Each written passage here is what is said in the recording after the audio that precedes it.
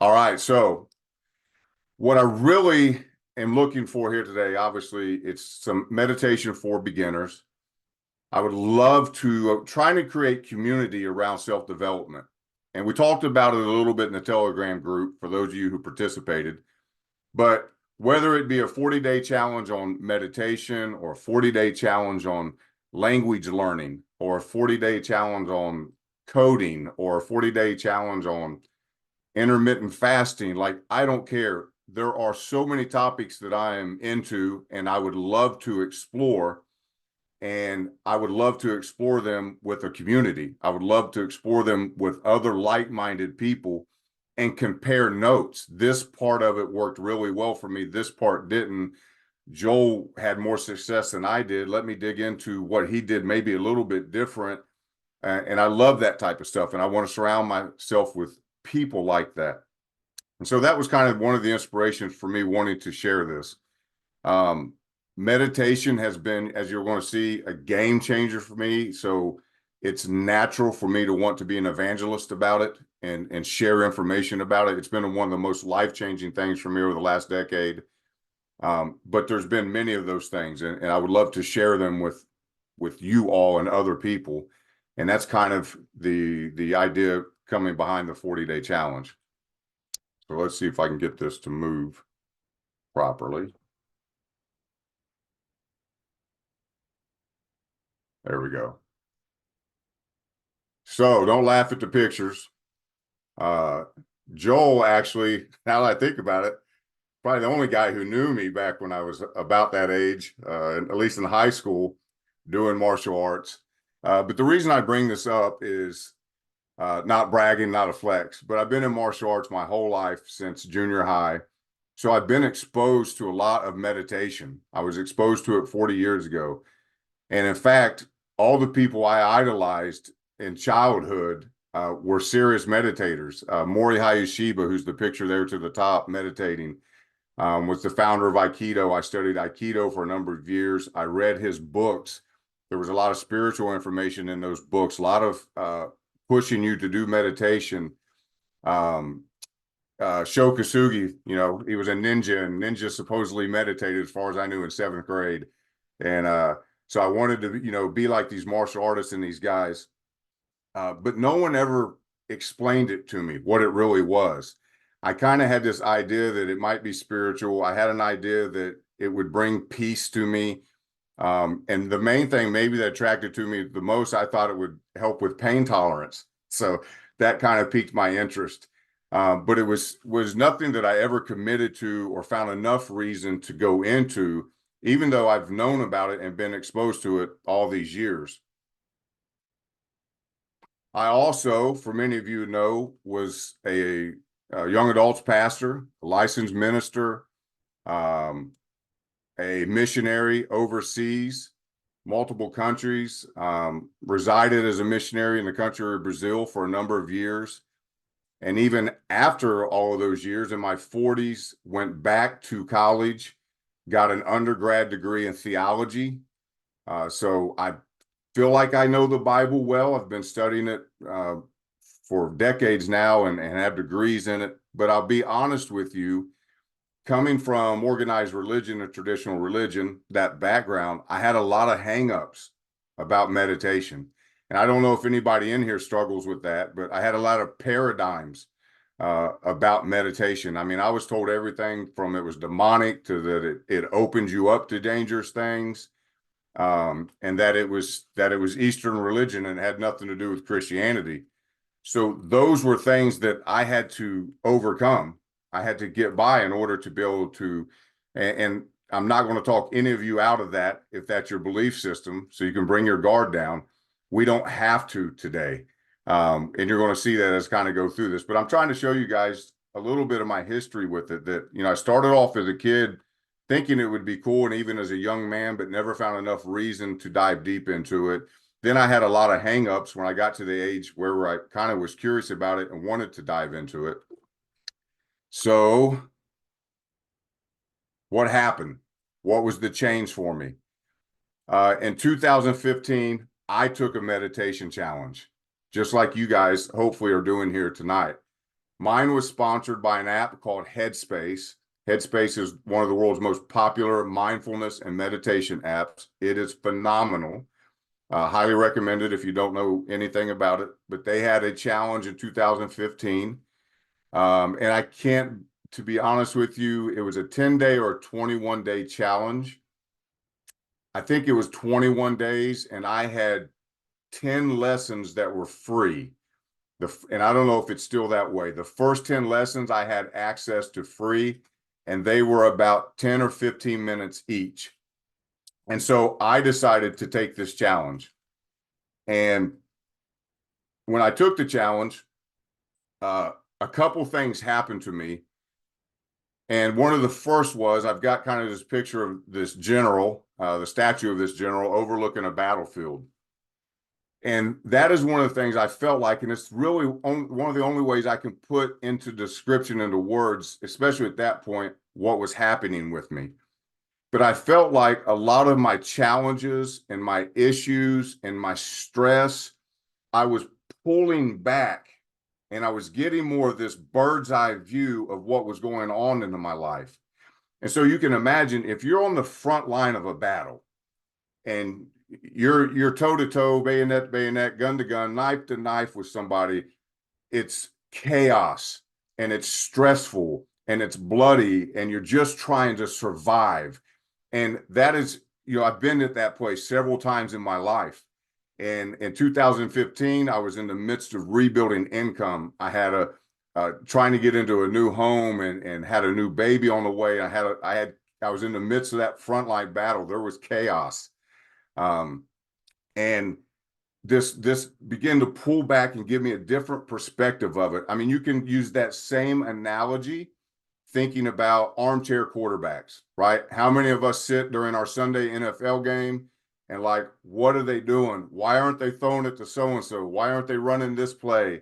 We can see it from the pulled back version. It's easy. But when you're the quarterback and you've got a nose tackle and a defensive end and a linebacker with a combined weight of 1,000 pounds rushing at you, trying to take your head off, it's not so easy to see the one or two people downfield that are open. I'm big into MMA, boxing, those type of things.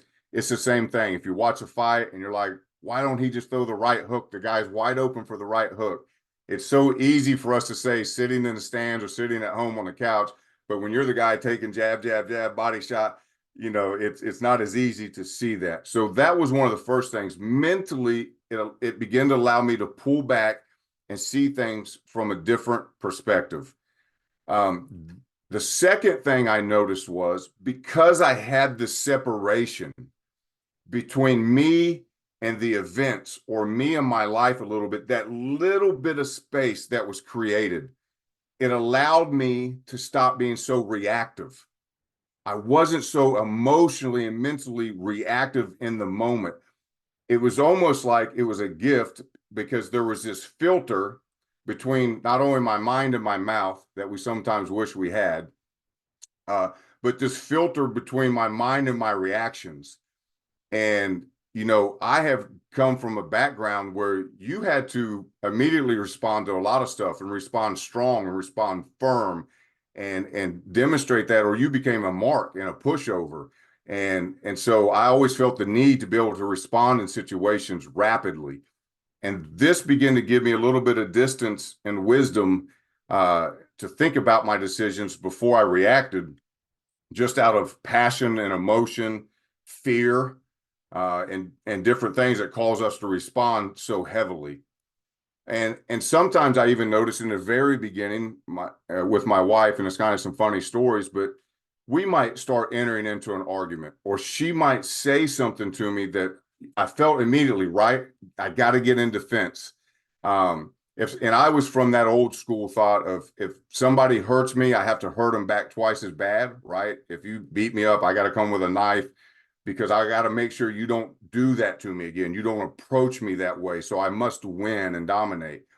So when my wife would say something to me verbally that felt like an attack or put me on the defense, what happened was, as funny as this sounds, that space that I now had, I would think about my reaction, and then I'd be like, man, this ain't the best reaction. And I would literally look at her and go, we're going to talk about this, but give me 10 minutes. And I would run back to my meditation space and I would put in headspace and I would do a 10-minute kind of exercise with it. And it put me in a completely different state. And then I came back out and said, I'm ready to talk about this now. Now I'm going to show you guys what was happening with me, really, because there's science behind that.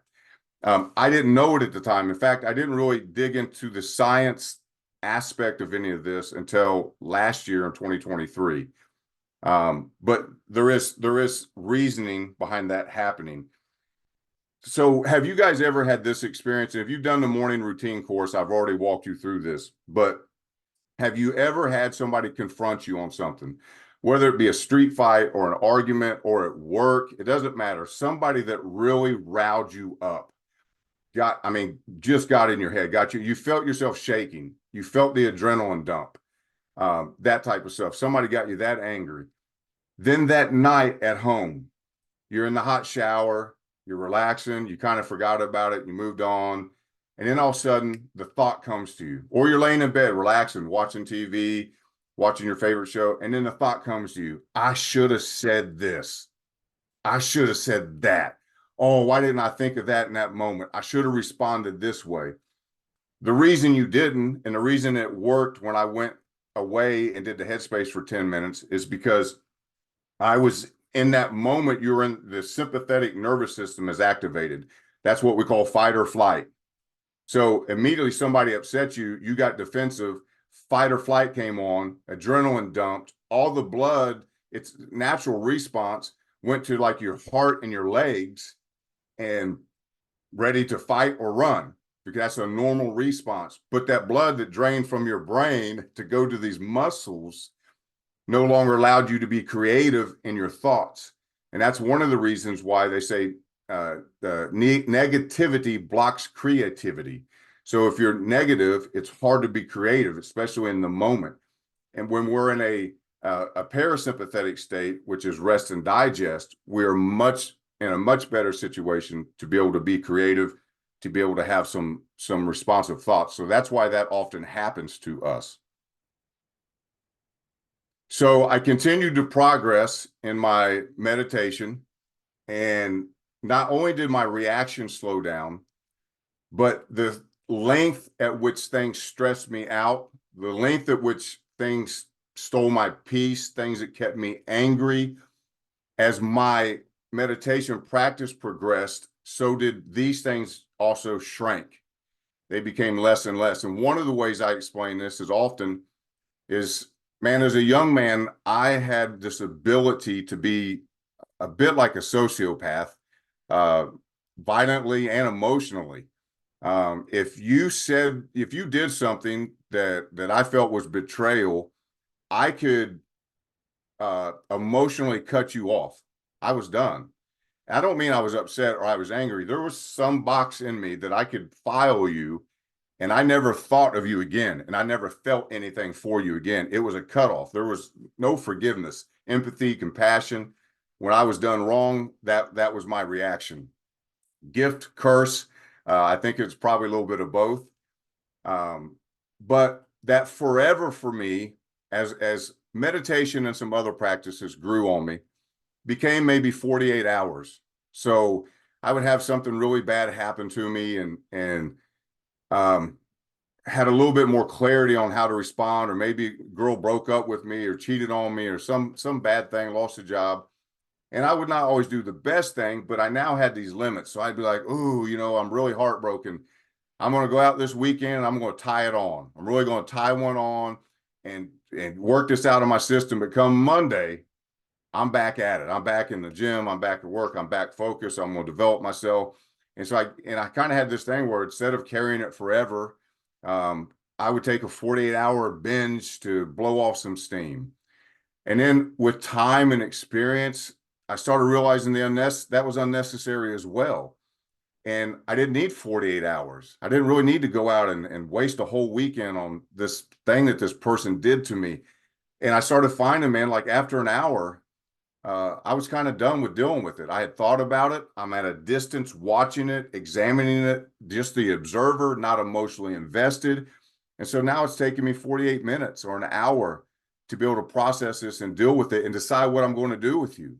And it may be something as simple as walking back in the room and saying, "Hey, man, we need to start over again this conversation, whether it be work or relationship or something." Then the 48 minutes, you guys see where this is going, became 48 seconds. Pretty soon, I'm not reacting to anything like I used to emotionally, not getting so upset, not carrying things around. And here's the beautiful thing about it: not staying in that fight or flight system, not staying in that stressed out system. I want you to think about how many people you know or how many days you've spent where you wake up late for work or school. Now you're running to get the kids ready, and now you're rushing to school. You get to school late. You got to sign them in. Now you're going late to work. You're behind on an appointment.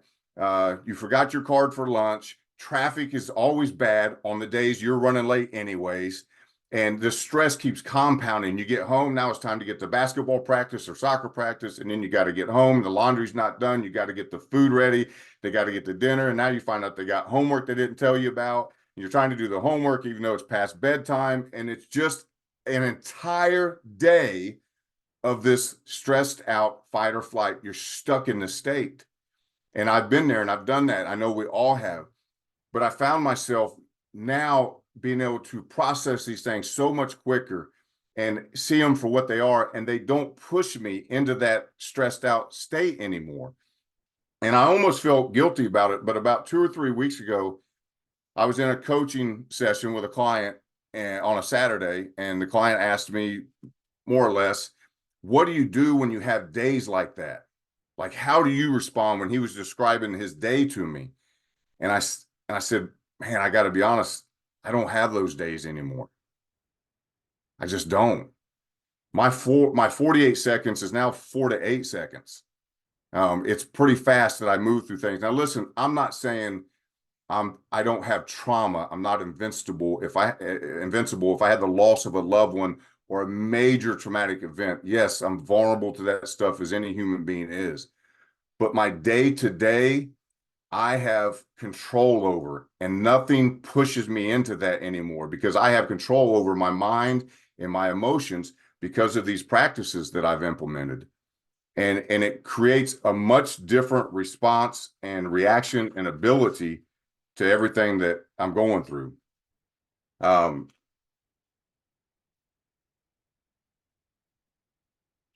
So last year, I was about 8 years into this, and I decided I had a year off. I wanted to take off from marketing clients and music clients, and I wanted to focus on myself again. I was kind of burnt out, and I was having such success with uh, breath work and meditation and gratitude practices and stuff that I decided to go deeper into it. If anybody's familiar with Sadhguru, he actually has an ashram in Tennessee, and I went down there multiple times in 2023 for some trainings and retreats. But this is one at the beginning of 2023. I completed their engineering course and went down for a full weekend of meditation to get that certificate and some more instruction in March of 2023. And man, that was tough. That was the first time I had done like 14-hour days of meditation, not 14 hours straight, but there was 4 hours sitting there, and then you got a break, and then a couple more hours, and then lunch, and then a few more hours. And went from like 5 a.m. We got there to 7, 8 p.m. It was pretty rough. My back and butt were hurting so bad on the drive home, not gonna lie, but definitely worth it. It was a game changer. June, and so at the beginning of the year, I started all these processes, but I completed inner engineering in March. I completed a meditation teacher certificate from another organization in June, and I finished a breathwork coach certification in August. And so I did kind of a deep dive, which is where a lot more of the scientific and spiritual things kind of came into play for me that I didn't have before. And so 7 meditation myths I want to move through real fast because I want to try to tie this up in a reasonable amount of time. But a lot of you came in here today thinking, number one, meditation requires a completely quiet mind. I cannot meditate. I'm ADHD. I'm all over the place. It's not true. Meditation actually involves observing thoughts without judgment. You're not trying to eliminate them. Yes, it may happen. It is something that comes with some growth and some process. There's a lot more time between thoughts that rise up, but you're not supposed to quietly completely quiet your mind, especially in the beginning. It's impossible. You're supposed to let all that stuff flow. You got to meditate for hours a day to get the benefits from it. It's not 10 minutes a day. The first 7 hours, you can see measurable scientific data, and we'll get into that. Meditation is religious or spiritual. It does not have to be. It can be. It can be a spiritual practice, but also has secular applications. Many people meditate and practice mindfulness for health reasons. It helps reduce stress. It helps improve concentration without any religious elements at all. And I will use no religious teachings, won't try to convert you to any way of thinking or believing today about anything spiritual. So you absolutely can avoid that if that's an issue for you. It's only about relaxation, another misbelief. It can reduce stress and promotes relaxation, but it also does things like I talked about earlier, increase the self-awareness. There's documented better emotional health, enhanced concentration. I'm telling you, so many of us need enhanced concentration. I'm guilty of this, guys. You stop in a line anywhere and you gotta pull this thing out and check it. It's like this constantly got to be having some type of dopamine fix that we've trained ourselves to do. And I suffer as an entrepreneur, I think, in the way I'm wired, shiny object syndrome. I always have 10 windows open on the computer, right? It's hard to get anything done because I'm constantly moving through that cycle. One person says one interesting idea and I'm down the rabbit hole, I'm gone. This has helped me be able to focus and lock in on something and complete a project, even if it's 20 minutes of deep work. It's given me the ability to do that. Benefits are purely psychological. That's not true either. Like I said already, you're going to see lowers blood pressure, lowers cortisol. There's a lot of different things that it'll have an effect on. It's difficult. It's not. Listen, if a dummy like me can do it, it is super easy to do. It's just sitting still and being quiet. It takes a little bit of discipline, a commitment, and a want to, but it is not a skill set that is hard for anybody to learn. And then sometimes people think, I got to have immediate results when they come into a training like this. I got to feel something. And listen, that's silly. That's as silly as thinking you're going to go to the gym and one day at it, you're going to notice people are going to be saying, hey, you must have went back to the gym. It doesn't work like that. Or your first day on the diet, everybody's, hey, you losing weight? It doesn't happen one day. It takes a little bit of commitment, but it doesn't take a lot. That's pretty phenomenal about this. So let's talk about the science of it real quick. What actually happens when we meditate? So this was one of the things that helped me get past when I was hung up on my Christian beliefs too. This made me feel a lot better about it. Just not approaching this from a spiritual perspective, but looking at what science says about it. And so meditation can actually change the brain. So I want you to think of this the same way in terms of gym. We were just mentioning, you go to the gym, you do some curls, you get something on the biceps, you do some squats, the thighs, the gluteus grows. As a young man, I remember measuring my biceps and writing it in my notebook and trying to grow it. But you can literally change the brain, not just the neural connections, not just with neuroplasticity, but physically change the brain in some different ways, is what the science is showing. So in 2011, this is one of the most quoted studies, but there are tons of them. You can go and find those peer-reviewed research papers. Time and time again, it shows the same thing. But the 2011 study, a lot of people like to quote, Sarah Lazar at Harvard University had people go through this meditation practice. And we're talking college students, senior citizens, atheists, believers, priests, you name it, all went through this. And after 8 weeks, they had something that was noticeable, measurably noticeable, which was fascinating. But increased brain thickness was one of the things that they noticed in certain areas. One of the areas was the hippocampus or the hippocampus. I've heard it pronounced both ways. I'm not sure, but we'll say hippo because it looks like hippopotamus to me. But the hippocampus, actually got thicker. And that's the one that kind of looks like the horseshoe there, if you ever saw that in biology, if they've ever removed or anything.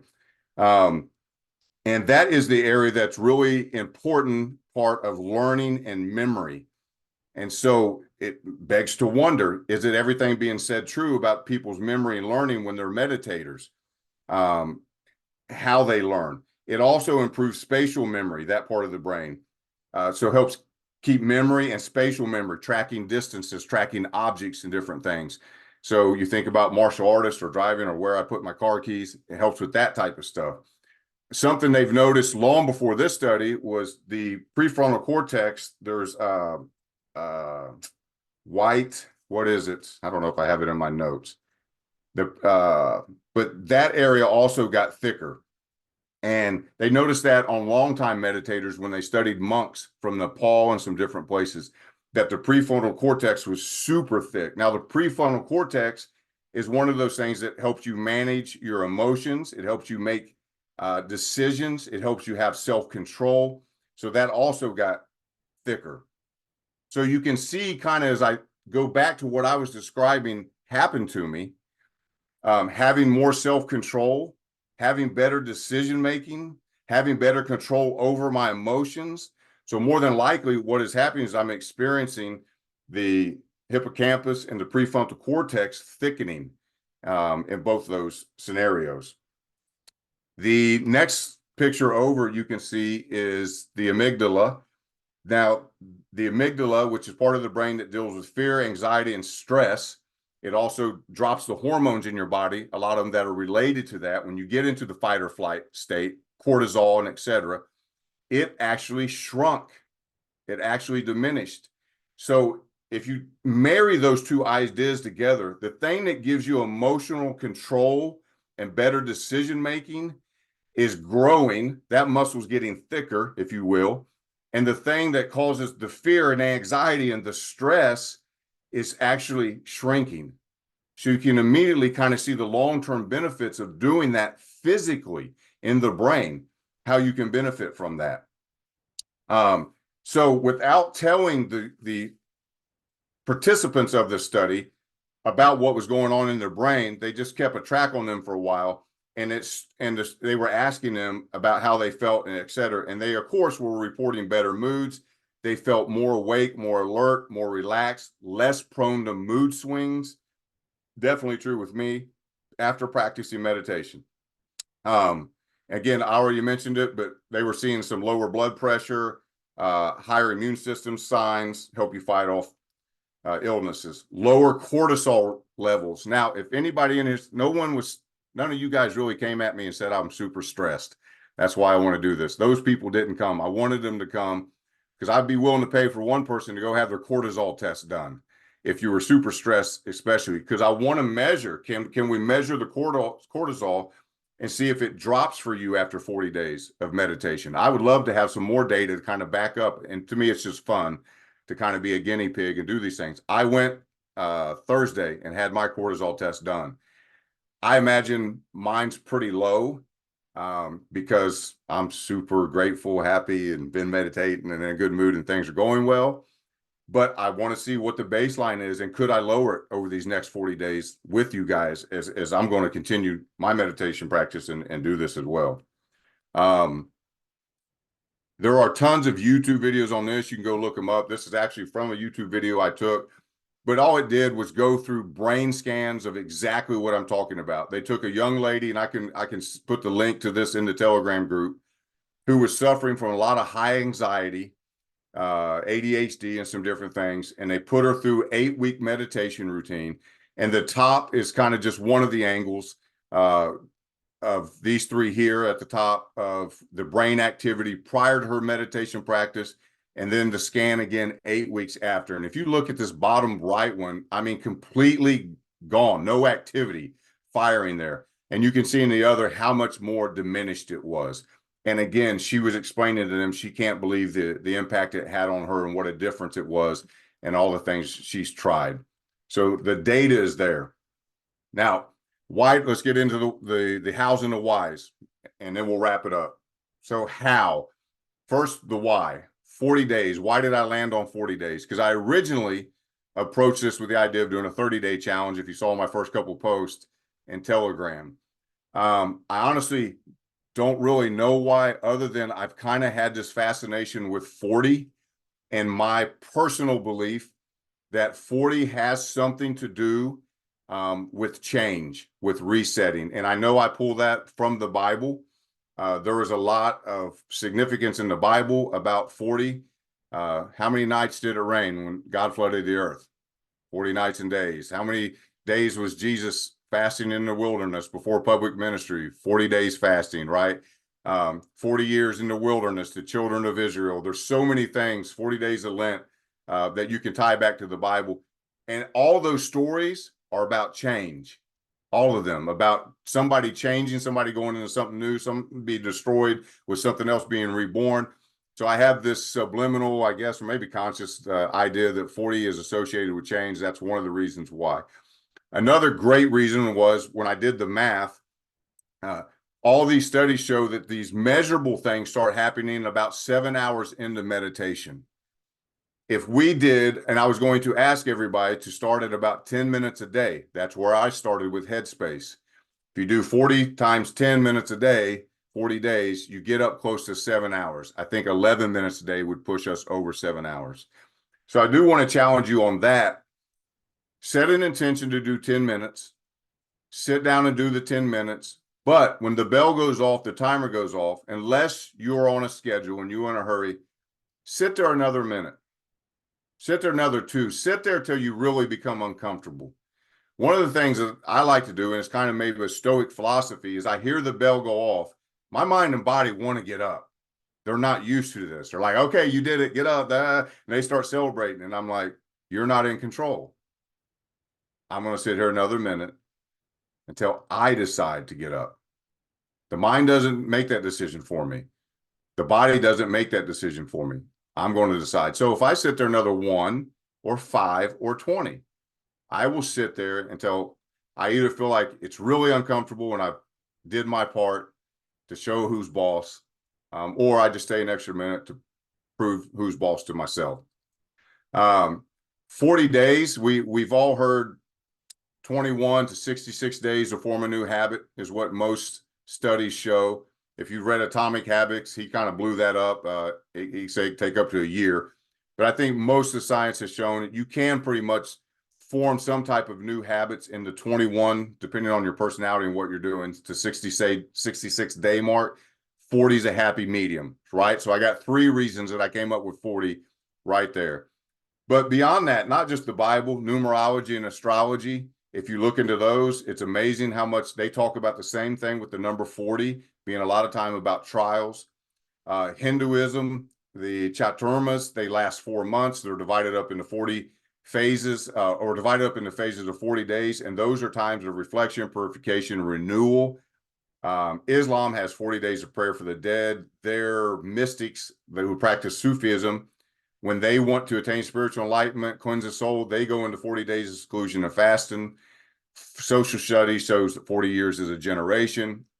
I think it's amazing when you have all these different world systems, scientific and spiritual, from all these different parts of the world, who all arrive at the same point that 40 means something when it comes to change. Is pretty powerful. So that's how I landed on 40. So now we're going to get into the positions of meditating. We have different ages here. I'm clearly the oldest person in the room, which is fine. I have the most white, so I have the most wisdom. But really, it doesn't matter. If you plan to do this long term and you plan to do advanced type of meditations, like one of my goals coming up, whenever work and finances can afford it and family, I'm dying to go on a 10-day Vipassana retreat, which is 10 days silence. All you do is meditate in a room with other people meditating, sun up, sun down, pretty much. and 10 days of complete silence. That's my goal. I want to do that so bad. But if you haven't been practicing certain ways and practice certain long times and strengthening your back and getting some flexibility in your knees and ankle joints, there's no way you're going to survive that. Like I said, the 2 days about killed me in Tennessee. I'm not ready for 10 days. If you really want to work on it, I suggest start in the lotus position, the Indian style, or what my daughter calls crisscross applesauce at school. Sit with your feet crossed. For whatever reason, we won't get into it as advanced stuff, but a lot of your yogi teachers will tell you left leg in to the inside. Hands, I just recommend, because maybe in the future you'll learn mudras and different stuff. Just resting on your knees, palm up.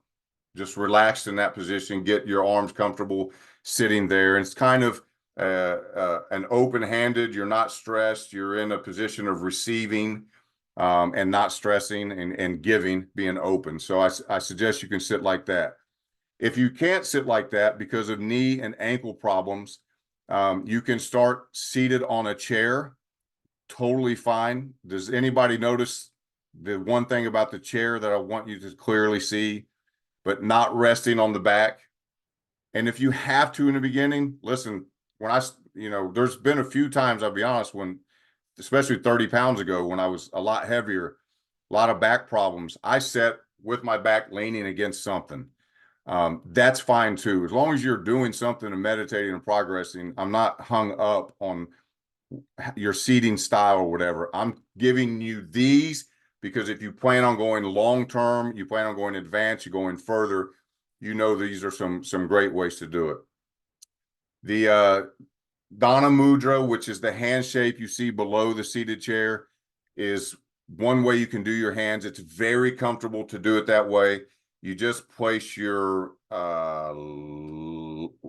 left hand in the right hand in the left, and touch your thumbs together and just let it really sit at your belly button. Just rest right where it naturally would. It's a very comfortable position to sit. Funny story there is, whenever I go to my barber now, my hands fall there under the cape, and he starts cutting around my eyes, and my eyes close, and I'm almost gone. I go into a meditative state, and the poor guy, I don't talk to him anymore and cut it up. I just travel into meditation land, but it feels so good. Lying down, you absolutely can lie down to do it. I don't recommend it because you want to kind of be building some flexibility and back strength, and a lot of people fall asleep. If your intention, which I highly recommend, is to start your day with meditation, you get up and roll out of bed first thing in the morning, and then you go lay down on some blanket with a pillow under your head and close your eyes for 10 minutes, you might be late to work. So I don't necessarily recommend that, but that's totally up to you. Any position is fine. You should be comfortable with anything. Some suggested support ideas that I picked up over the years is, number one, Insight Timer. There's a free and paid version, but the free has a timer on it, meditation timer, just like you see kind of there. You can set the duration, so you want a 10 or 11 minute duration, and then you can have it kind of ring a bell when the 10 minutes is up. Just set that in front of you, close your eyes. You don't have to watch a clock anymore or anything else. It will gong when you're done. The paid version has guided meditations and classes and all kinds of other stuff. You don't need that anymore. But one of the other things you can do is it tracks. So every day that you record that 10 minutes, 11 minutes, 15 minutes on there, it records it in a calendar, and then you'll start to see a streak. So you've got a 3-day streak, a 10-day streak, 11-day streak. And for me, my competitive nature, I enjoy seeing that. Of course, meditation shouldn't be about that. That's the ego, but I enjoy that. I love seeing my streaks and trying to grow them.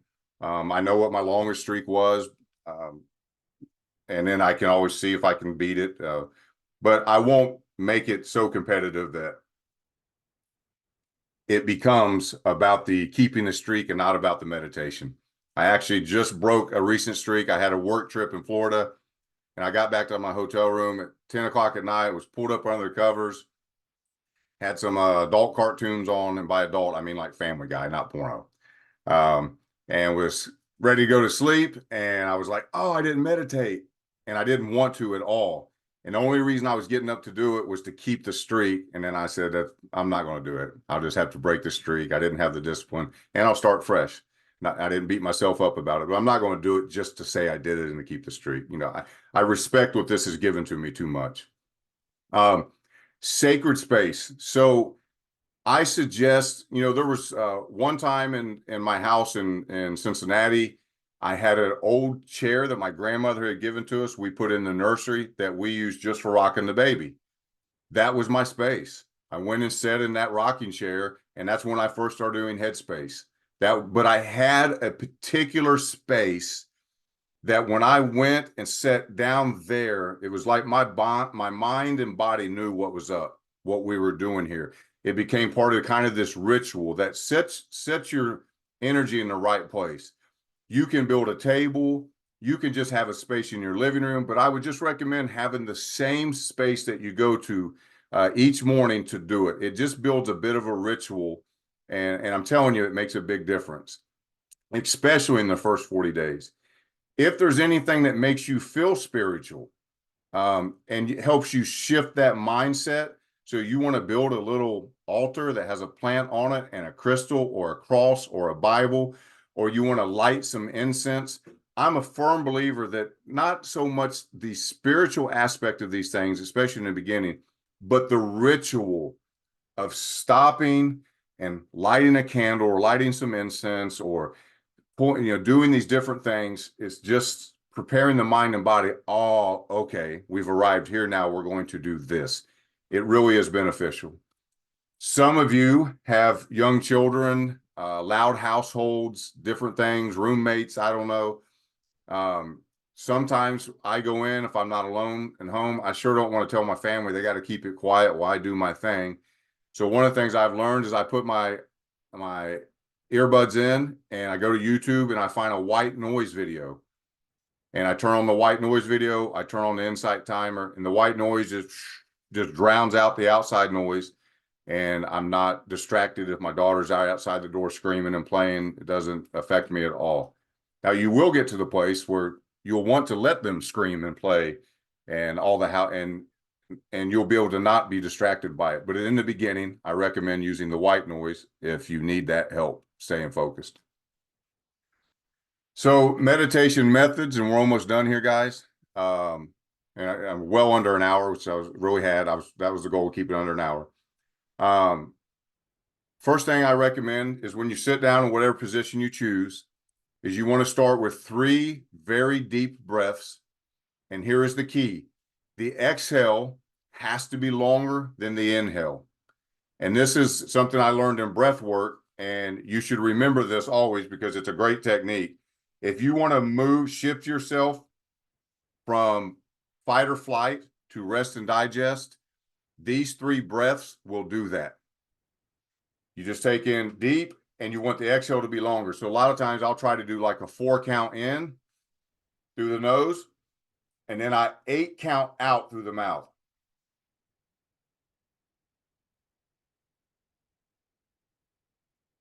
Repeat.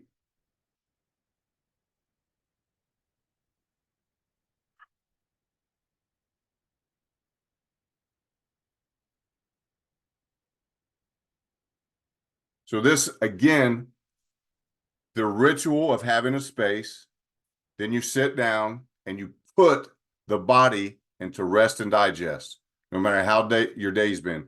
Usually it only takes those 3 breaths to turn it on, to get you in a clear state of mind. So I sit down, I close my eyes, I do those breaths. Now in the beginning, what I would recommend is any of these 3, whatever you feel the most comfortable with. And you can try one for a couple days, try another for a couple days, or one day each until you find one that really fits you, or you might know right off the bat. But the idea here is focus. We're trying to develop focus, not clear the mind, not empty the mind. You want to develop focus. This is going to pay dividends in the long run, especially if you get into some advanced practices. One of the first ways you can do it is counting breaths. So your in breath is 1. Now, when you go into meditation, by the way, I recommend only through the nose. Don't do mouth breathing. That's only for the first 3 breaths, those deep breaths. You want to try to breathe down into your belly. So when you take the breath in through your nose, take it all the way down below your belly button. Push that belly out a little bit. You want your diaphragm involved in the breathing. So deep breath all the way down to the belly and in and out through the nose. I also recommend trying to stimulate the vagus nerve a little bit by just a little bit of noise on the throat, a little bit of filling on the throat. On my inhale, and I don't know if you can hear that, but on the exhale, not so much even maybe the person sitting next to you could hear it, but you definitely kind of hear it like you're underwater, it almost sounds like. That's not a huge piece to it, but I do kind of recommend that. So then what you're going to do is you're going to close your eyes on the first counting breaths, and inhale is 1, exhale is 2. Then you're going to 3, 4. Of course, it'd be a much slower pace. 5, your exhale is 6. You're going to do that all the way up to 10. 10 is going to be, and then you're going to go on the opposite breath. 9, 8, 7, 6. You're going to go back down. And you're going to repeat this for the 10 minutes. Up 10, down 10.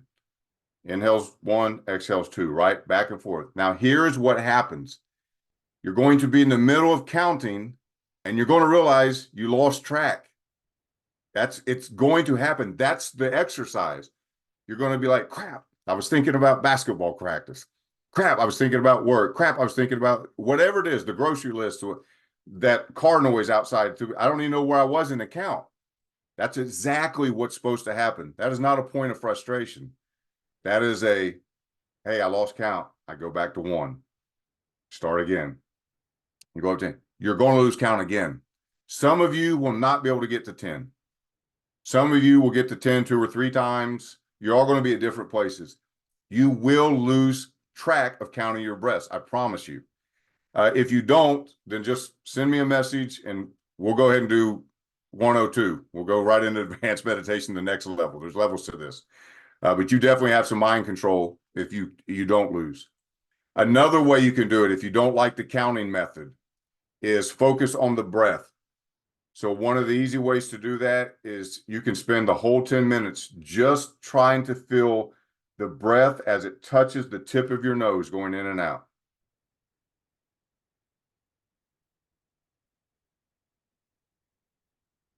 Just the lightest touch. You just sense the sensation of breath is all you're focused on.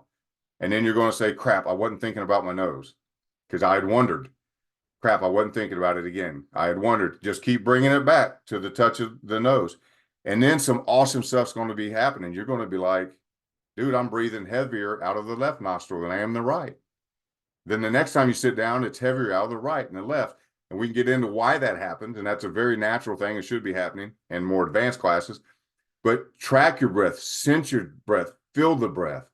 Then the next time you sit down, or maybe even halfway through it, you can switch it up and you say, I'm going to track my breath all the way down to that belly and back. And I want to try to feel what it feels like in my belly. Or I want to try to feel what it feels like on my throat only for a while, or in my esophagus there, whatever. But the nose is a great place to start.